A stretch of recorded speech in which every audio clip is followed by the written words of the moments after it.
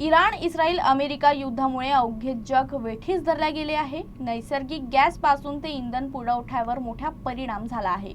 बुलढाणा जिल्ह्यातील शेगाव शहरातील gas agency समोरही ग्राहकांनी ठिय्या मांडल्या आहेत। लांबच लांब रांगा लागल्या आहेत। दुसरीकडे कमर्शियल गॅस सिलेंडर मिळत नसल्याने आता हॉटेल चालकांनी चहा, नाश्ता, पोहा इत्यादी खाद्यपदार्थांचे दर आजपासून वाढवले आहेत। इराण, इस्रायल, अमेरिका युद्धाच्या पार्श्वभूमीवर इंधन आणि नैसर्गिक गॅस पुरवठ्यावर परिणाम झाल्यानं त्याची झळ आता शेगाव शहरालाही भासताना दिसत आहे। बुलढाणा जिल्ह्यातील शेगाव इथं गॅस सिलेंडरसाठी नागरिकांना भर उन्हात लांबच लांब रांगा लावाव्या लागत आहे। शहरातील भारत गॅस एजन्सी समोर सकाळपासूनच ग्राहकांची मोठी गर्दी पाहायला मिळत आहे।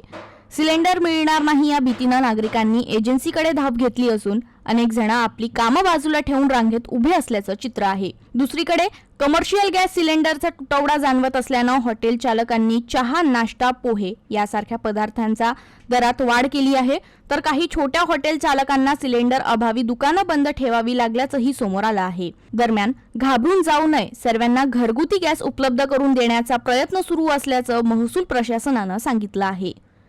मागील 50 वर्षापासून माझे दुकान चालत आहे, पण आतापर्यंत असा गॅसचा तुटवडा कधीच भासला नाही।